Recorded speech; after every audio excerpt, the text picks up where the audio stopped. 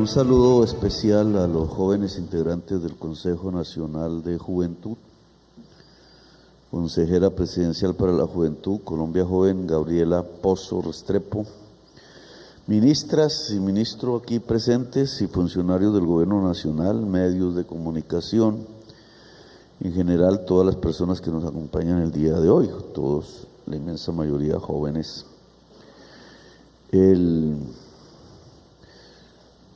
Yo creo que hay una cosa que deberíamos analizar, es eso que podríamos llamar las juventudes en plural, en forma masiva, generalizada, millones de personas que se catalogan jurídicamente como jóvenes, y este organismo, el Consejo Nacional de Juventud, creado por ley, con un sistema eleccionario que no vincula la generalidad de la juventud, que en cierta forma puede terminar separada de la juventud. Ese es un tema que me gustaría analizar con ustedes, porque habría mucho más votación, habría muchísima más participación. Las juventudes tendrían estos organismos como instrumentos reales si tuvieran poder, no si fueran simplemente retóricos. Si tuvieran poder, indudablemente serían escenarios e instrumentos utilizados por toda la juventud en todas partes, en toda su diversidad, en el campo, en la ciudad, en los territorios, etcétera. Y creo que de lo que yo escuché no salió este tema, que implicaría una reforma de ley que deberíamos estar haciendo, porque esto lo creó, digamos, una clase política tradicional. Yo pienso que con la idea de que fuera un margen apenas, y dos, que fueran como instrumentos de su propia política, de viejos. Correas de transmisión le llamaban hace algunas décadas a este tipo de concepción política. Los jóvenes de los viejos, de los movimientos políticos de los viejos, siempre hay en todo partido algo así, juventudes no sé qué, juventudes sí sé cuándo, donde se meten a los jóvenes que a veces lamentablemente hacen un aprendizaje de la vieja política. Son jóvenes viejos, repiten lo que los viejos están haciendo en el terreno del poder político, y creo que las juventudes no están para eso realmente. Hoy las juventudes en Colombia, lo demostraron hace 2 años, algo más, están es para cambiar el país, apuestan por el cambio del país, no para repetir las formas que ya tradicionales se han usado. Y uno de los objetivos, en mi opinión, que este proyecto de ley debería contener, y deberían ustedes elaborarlo, pues obviamente con convocatorias amplias de jóvenes, es cómo el Consejo Nacional o el Consejo Local de Juventud puede tener más poder. Poder es sobre los recursos, el poder es sobre el qué hacer. Aquí he visto en todos los discursos casi que una queja, pues es natural, es lógico, ¿cierto? Quejarnos de la realidad, de cómo vivimos. Yo me quejaría todos los días, pero no puedo quejarme. Si yo me pongo a quejarme, imagínese lo que pensaría la población. No, usted tiene que mirar cómo cambian las cosas que están pasando, ¿cierto? Como presidente, con el poder que tiene. Lo mismo es aquí. Si el Consejo Nacional de Juventud debería tener los instrumentos para el hacer. Por ejemplo, y lo coloco simplemente como una idea en borrador, ¿cuál es la incidencia de estos consejos respecto en un municipio al presupuesto del Consejo Municipal? Ninguno. Entonces los jóvenes dicen, pero ¿para qué me meto en eso? Si ahí no vamos a incidir en nada. Si los jóvenes tienen intereses deportivos, ¿cuál es el presupuesto de deportes del municipio X? Cualquiera, el más pequeño. Aquí hablaban de las canchas, de los parques, pues eso está en los presupuestos municipales. Es un tema del presupuesto municipal. Si la directriz del alcalde y los concejales es la especulación inmobiliaria, por poner un ejemplo, pues no va a haber parques, va a haber ese espacio para lotear y no va a haber espacio público, como sucede en muchas partes de Bogotá, por ejemplo. Entonces, claro, quejarnos de que no hay parques es importante, pero poder incidir allí donde está el dinero para hacer los parques es lo clave. Y eso no está en la ley. Creo que ustedes no tienen ninguna relación con el presupuesto municipal, mucho menos si hablamos a nivel nacional. El presupuesto nacional, aquí hablaron varios de ustedes de las universidades. ¿Y dónde están y cuál es la política que hay? Y usted prometió en campaña, ¿y qué está pasando? Pues está pasando algo. Lo que pasa es que no hay una conexión entre las decisiones del poder sobre las universidades que tienen que ver, por ejemplo, con los presupuestos. ¿Y ustedes? No han sido ni siquiera, no se han reunido ni siquiera. Pues hay un programa de sedes universitarias.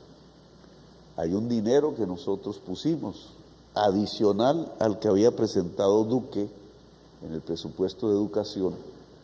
El presupuesto se presenta hacia el mes de julio del año pasado, se discute y se vuelve ley el 20 de octubre, creo que es la fecha, y ya rige a partir del 1 de enero. Es decir, el 20 de octubre del año pasado se aprobó el presupuesto, nosotros llegamos el 7 de agosto, es decir, llegamos cuando se estaba discutiendo un presupuesto presentado para este año por el anterior gobierno.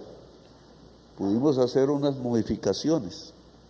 Una de esas elevamos en casi 3 billones de pesos, contando la edición actual de la reforma tributaria, casi 3 billones de pesos el presupuesto de la educación que había presentado Duque inicialmente. ¿Y esos 3 billones en qué se gastan? ¿No? Fundamentalmente en infraestructura de educación superior, dijimos. Es decir, sedes universitarias. En el Plan Nacional de Desarrollo cometieron un error porque colocaron universidades nuevas. Esa trampa fue la que nos pasó en Bogotá Humana, exactica.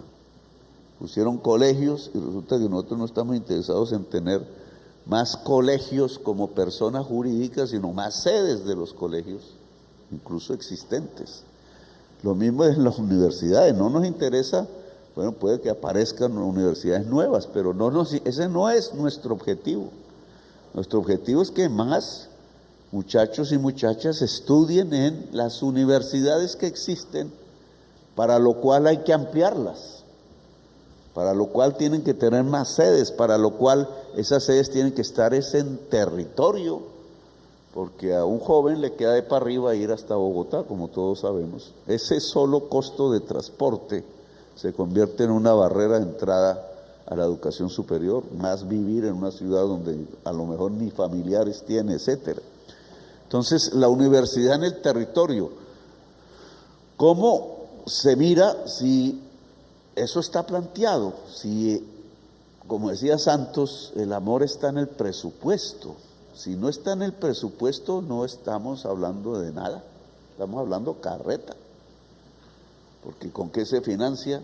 La lógica, el modus operandi del Estado es que se aprueban unos presupuestos y ahí puede que se haga con esa plata, porque entonces viene ahora el problema de la eficiencia de la entidad, etcétera.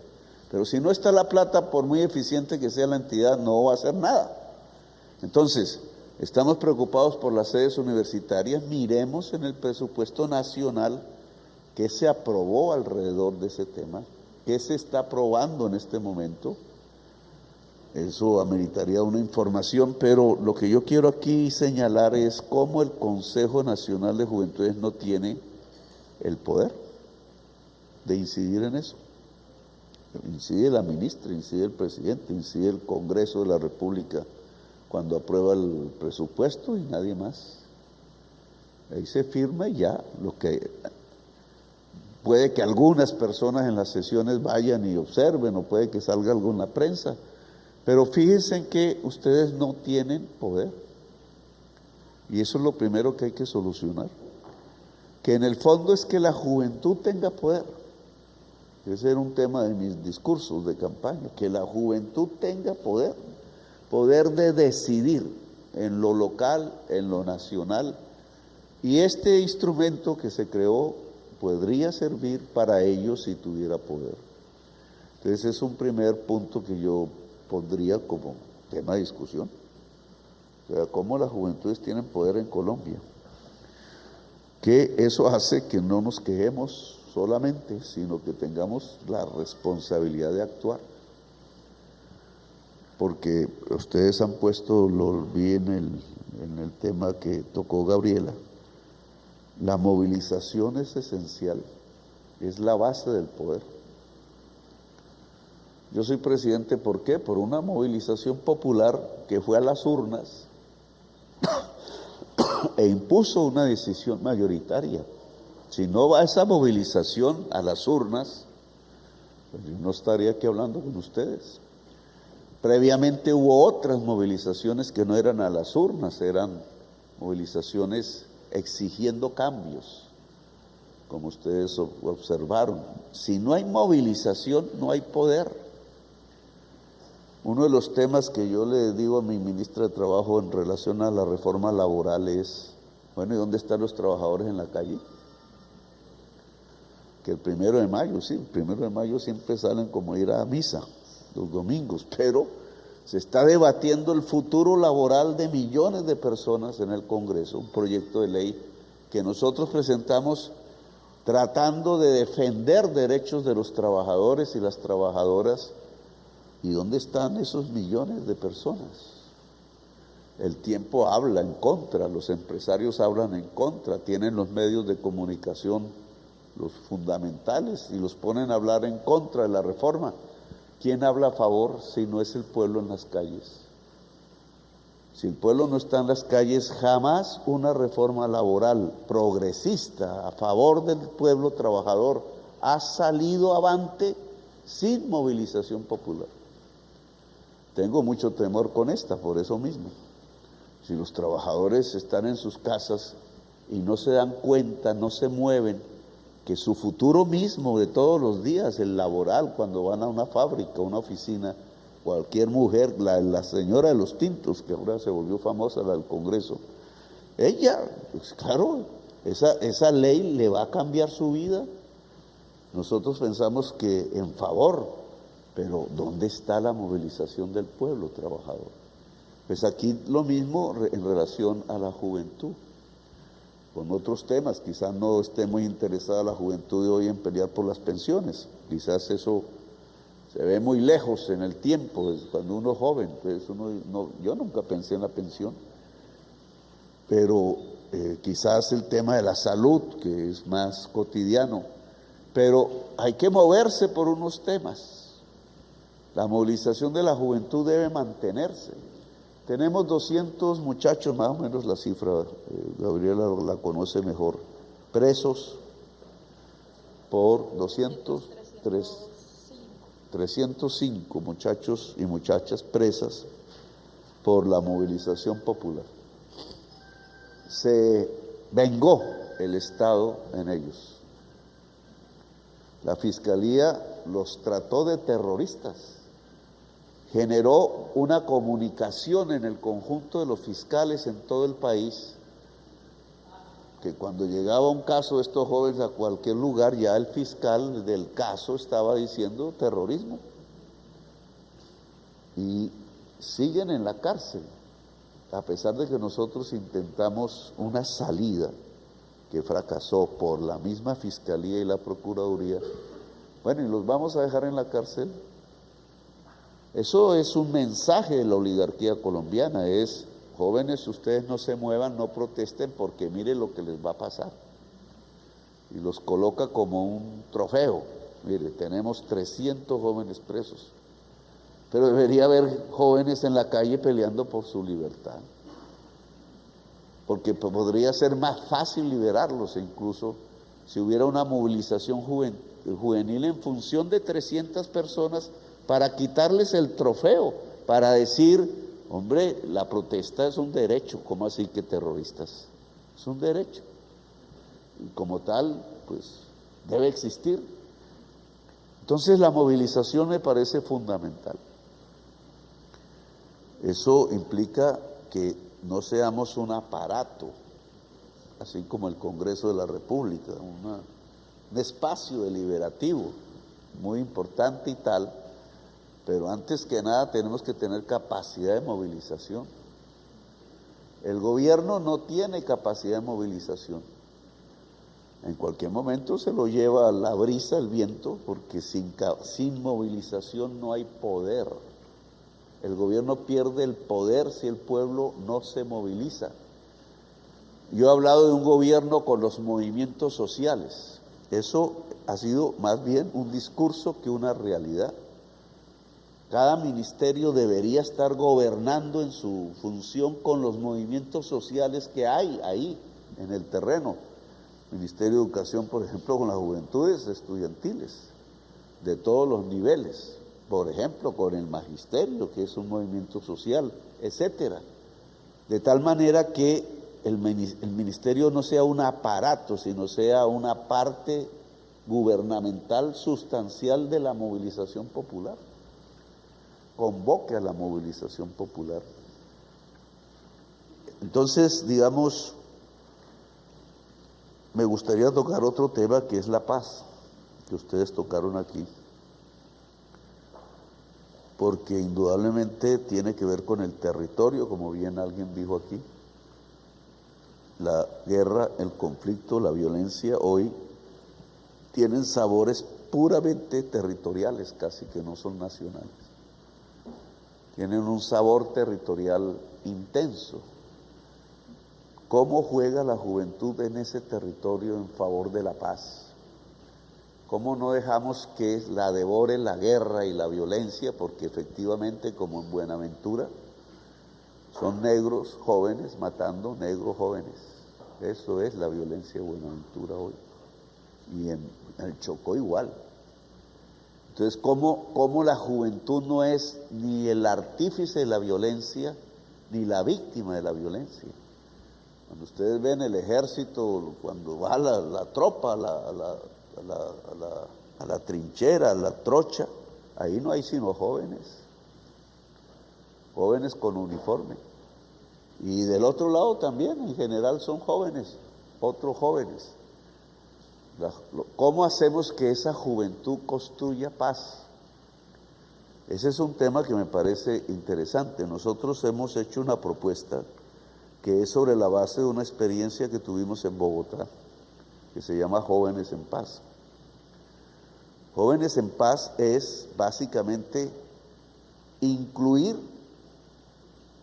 incluso económicamente incluir los jóvenes que hoy están en las bandas o que pueden llegar a estarlo porque son vulnerables y los pueden reclutar en cualquier momento. Esa juventud que está en unos territorios determinados, que son el mapa de la violencia en Colombia, que se puede dibujar, se puede fácilmente encontrar. Esa juventud que está allí en esos territorios debe ser convocada hacia la paz. Jóvenes en Paz es eso. Nuestra idea son 100.000 jóvenes que están o en la violencia, incluso ya en el crimen, o a punto de ingresar a él, y poderlos transformar en una fuerza constructora de la sociedad, de la paz en el territorio, porque eso no es por fuera del territorio, ahí mismo. Ese programa no sé por qué no anda. Ya van ¿cuántos meses? 9 meses, estamos hablando de eso, y no hay ningún contingente de jóvenes que uno pueda decir, esta es la primera fase, digamos, el primer esfuerzo, ¿no? Ni uno. Hay que, digamos, esta es una responsabilidad del gobierno, tiene que hacerse. Si lo hicimos en la alcaldía, con 10.000 jóvenes bogotanos de las zonas de mayor violencia en Bogotá, ¿por qué no lo podemos hacer en el país? Jóvenes en Paz es un programa que debe ser bandera y un eje de construcción de la paz en el territorio. Aquí hay otra serie de propuestas que no he visto que se diriman y que serían muy importantes para la juventud. Por ejemplo, las comunidades de conectividad, que está, aquí el ministro es el que es responsable de eso. Ustedes saben que si uno tiende fibra óptica entre unas casas de una vereda y lo liga al eje central, ahí hay una comunidad conectada para mirar televisión, para mirar fútbol, para mirar lo que se le dé la gana, pero también se puede hacer medio de comunicación ahí. Eso hoy lo tienen empresas como Claro, los monopolios de las telecomunicaciones, pero perfectamente podrían hacerlo los jóvenes en su barrio, en su vereda. Nosotros tenemos un presupuesto para ayudar, porque se necesita algo de plata para hacer eso, ayudar a construir comunidades de conectividad. Un viejo en general no conoce este asunto, que no nació en esas tecnologías, solo se viene adaptando a esa hora con esfuerzos. Pero un joven que nació en estas tecnologías de la conectividad sí que podría desarrollarlas en función de su comunidad. Fíjense que serían formas organizativas y formas económicas, porque de eso se puede vivir, ¿cierto? Como los parabólicos hacían, no sé si ustedes vivieron esa época, pero yo sí. Unas antenas grandes, inmensas, y vendían televisión en el barrio, iban extendiendo la red de fibra óptica. Eso mismo hoy sirve para llevar internet. Entonces, aquí hay unas propuestas que yo creo que podrían ser movilizadoras y organizadoras de la juventud, por la afinidad que la juventud tiene con temas como lo digital, lo audiovisual, etcétera. Lo propondría como un tema no para ser simplemente discutido, sino para hacerlo. ¿Cuántas comunidades de conectividad vamos a hacer en Colombia? Es una forma de romper el monopolio. Es una forma de construcción de poder popular, porque la comunicación es poder. Y estos son comunidades de comunicación, de conectividad, es poder popular. Solo que en el siglo XXI, esto no se lo imaginaban hace un siglo, no era posible, ahora sí. Entonces podemos construir a partir de la juventud barrial y veredal formas de poder popular a través de la conectividad. Hay una plata ahí en el ministerio para este objetivo que no debe ser marginal, ojo, que debe ser una política central del gobierno. Ojalá tuviéramos 100.000 comunidades de conectividad. Eso sería maravilloso, esa sería una sociedad viva, comunicándose ella misma, sin que aparezcan estos poderes manipuladores que dejan a la sociedad prácticamente en ceros. Es un tema que me parece ustedes deberían pensar ahí en el tema, en el Consejo Nacional, mirarlo como un eje organizativo. Lo mismo el crédito a la economía popular, del cual hace parte los créditos para construir comunidades de conectividad. Porque, digamos, la política liberal acerca de la juventud, me disculpan los que sean liberales aquí, ha sido el aprendiz, ¿cierto? Se puede calificar así. Ha sido una política de empleabilidad precaria. Cómo un joven entra a ser obrero, empleado, con salario más bajo que todos los demás. Se le da una bonificación al empresario si lo hace, más o menos esa es la ley. Y entonces se piensa en el joven como un empleado, como una empleada. Eso es lógico en las sociedades capitalistas, y así es. La mayoría de la gente es obrera, asalariada. Pero ¿por qué nosotros no intentamos a través de la economía popular construir la asociatividad juvenil empresarial, llámenlo como lo llamen, yo lo llamaría cooperativas juveniles, me gusta la palabra cooperativismo, que es una empresa, una forma de empresa mucho más colaborativa que la tradicional economía solidaria. Le dicen, pero ¿por qué no? Si tenemos billones de pesos en este momento para el crédito popular, que es una política del gobierno, eso no estaba antes, es una decisión nuestra llevar recursos a la economía popular, ¿por qué dentro de lo popular, que ustedes mismos acaban de decirlo, está la juventud popular? ¿Por qué no logramos unos procesos de impulso de cooperativismo juvenil, productivo, etcétera, en lo que se quiera, y logramos empalmarlo con el crédito subsidiado que entrega el Estado, de tal manera que el joven no esté esperando a ver si una empresa lo emplea, lo llama por allá, que casi nunca sucede, sino que es proactivo, se junta con quienes quiere, con quienes se siente amigo y amiga, y se forma un primer núcleo de emprendimiento que puede fracasar, porque muchas veces se fracasa, pero hay un aprendizaje, hay una forma de vivir mientras tanto, hay una dignidad. No es lo mismo andar con las manos en los bolsillos de billar en billar, uno sin saber qué hacer, triste. Hay una canción que decía eso así, triste por ahí, contusa a lo mejor, porque el desamor llega siempre en la juventud. Y otra cosa es estar en un proyecto así todos los días, pensándolo, camellándolo, viendo sus problemas, solucionando problemas, etcétera. Ahí se establece una dignificación de la existencia. Y muchos jóvenes, como ustedes saben, que hoy le dicen, ¿qué? ¿Cómo le dicen? Ninis, no sé. Bueno, que es porque no los van a emplear, y entonces quedan así tirados en la calle, en el peligro, decía mi mamá, de la calle. Pues perfectamente esa juventud puede desenrolarse en sus propias formas asociativas con el crédito de la economía popular y construir economía popular desde la juventud, que no es lo mismo que desde la vejez.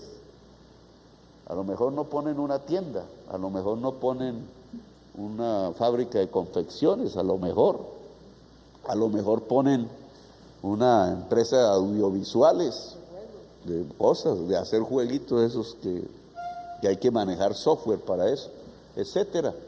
Pero yo creo que ahí también hay planteado un programa del gobierno financiado en este momento que perfectamente puede ser convivial con la juventud en el territorio. Si se está en la selva, obviamente es otra idea diferente a si se está en Bogotá. Si se está en San Andrés es otra idea diferente a si se está en Medellín, etcétera.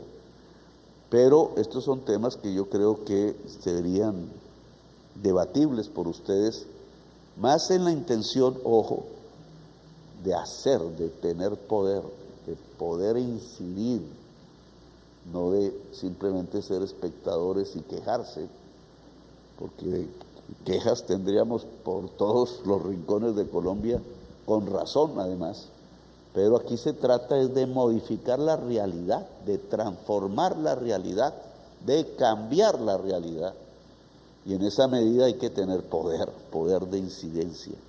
Les he mostrado unos caminos de lo que hemos hecho en el gobierno, seguro que hay más, muchos más, pero esto es como ejemplo de cómo se puede adquirir poder desde la juventud e incidir en la sociedad y en la historia de Colombia. Bueno, gracias, muy amables.